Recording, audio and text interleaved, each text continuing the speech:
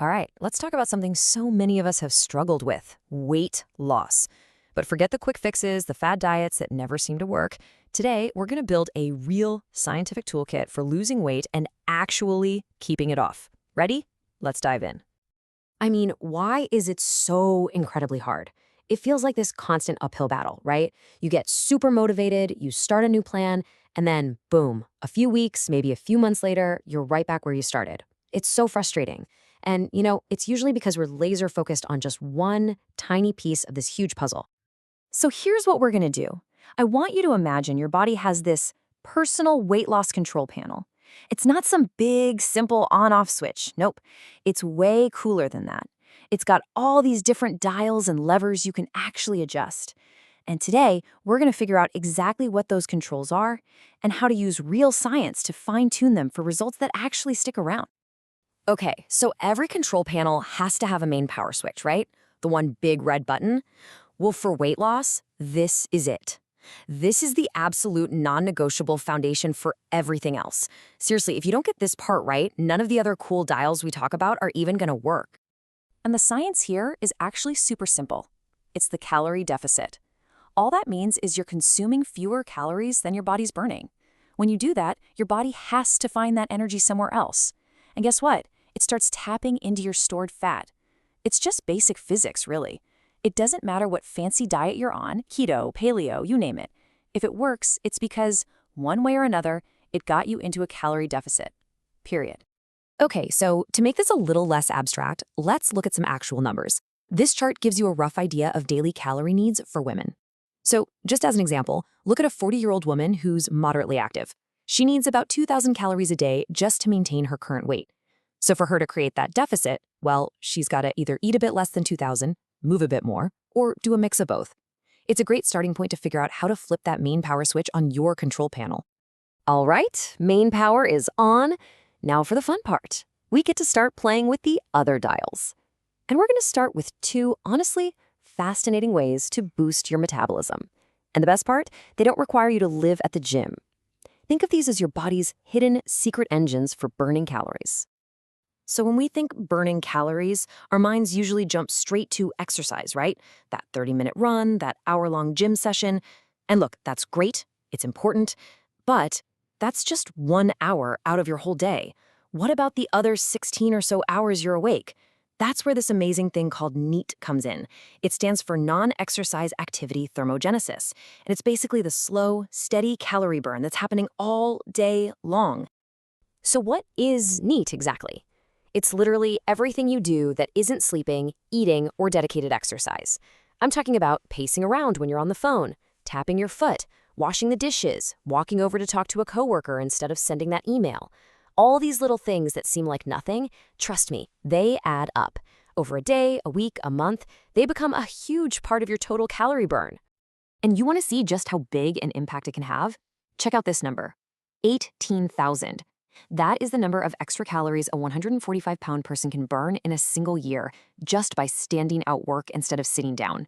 That's the equivalent of burning more than 5 pounds of fat, or, get this, going on 60 half-hour runs just from standing up more.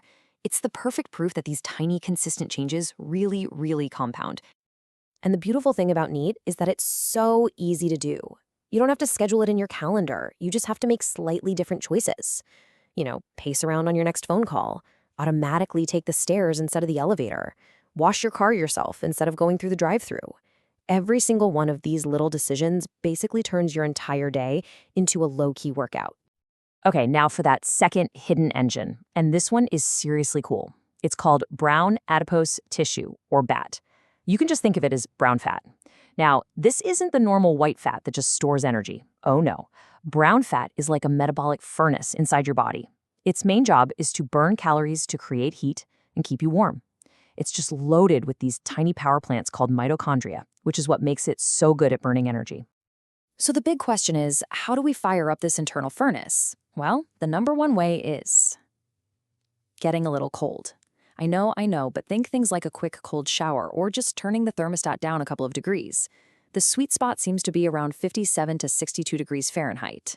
But hey, if that's not your thing, exercise also helps. Getting good sleep is key, and even some foods, like the stuff that makes chili pepper spicy, can give it a little boost. Okay, so we've talked about the physical hardware, the main power switch of the calorie deficit, and the metabolism dials. But all the best hardware in the world is useless without the right software running it. And that software? That's your mind, your habits, and your hormones. This section is all about winning the mental game. And this quote right here just hits the nail on the head. It's saying that this whole thing isn't really about what you eat. It's about changing the behaviors and the thoughts that drive your choices. It's a behavior change project, not just a diet. You gotta dig in and reshape those deep-seated habits. It really hammers home that your mindset is every bit as critical as what's on your plate. So here are 4 powerful science-backed strategies to do just that. First, self-monitoring. You can't change what you don't measure, so tracking your food and activity is key. Second, SMART goals. Don't just say, I want to lose weight. Say, I will walk for 30 minutes, 5 days this week. It's specific and actionable. Third, stimulus control. Basically, clean up your environment. If the junk food isn't in the house, you can't eat it. Make the healthy choice the easy choice. And finally, social support.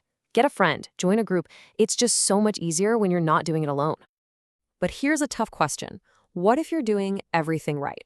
You've got the perfect plan, you've got amazing willpower, but it feels like your own body is fighting you every step of the way. Well, that can happen. And that brings us to maybe the most underrated but absolutely critical dial on our control panel, sleep.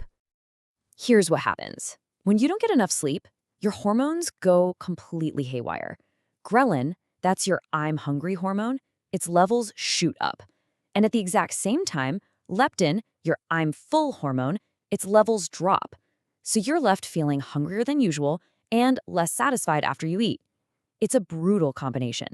Lack of sleep literally hacks your brain to want more food, which makes sticking to that calorie deficit feel almost impossible.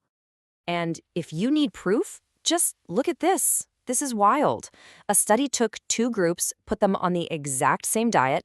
The only thing they changed was sleep. The group that got a healthy 8.5 hours of sleep, over half of the weight they lost was pure fat. Awesome. But the group that only got 5.5 hours, less than a quarter of their weight loss was fat. They were losing precious muscle instead. Let that sink in. You can be doing everything else right, but if you're not sleeping, your body is literally getting rid of the good stuff and holding on to the fat. Phew. Okay, we have covered a ton of ground. We've hit the main power switch with calories, we've tweaked the metabolism dials, and we've reprogrammed the software with behavior and sleep. So let's put it all together. Let's take one last look at our fully built control panel. And here it is. This is your personal weight loss control panel. It's got 4 main controls. You've got the main power switch, that consistent calorie deficit. It has to be on. Then you've got your dials, the metabolism dial to maximize that all-day burn with neat and brown fat, the mindset dial to build those rock-solid habits, and the recovery dial to get your hormones on your side with quality sleep.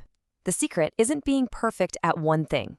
The secret is learning how to use all of them together to get the results you want. So I want to leave you with one final question. As we wrap this up, just take a look at this control panel one more time and ask yourself, which dial will you adjust first? Which one of these feels like your biggest opportunity for change right now? Maybe it's finally getting serious about that calorie deficit. Or maybe it's just making a real effort to get up and move more. Or maybe, just maybe, it's making sleep a non-negotiable priority. The journey to real lasting change starts with turning just one dial. So, which one is it going to be for you?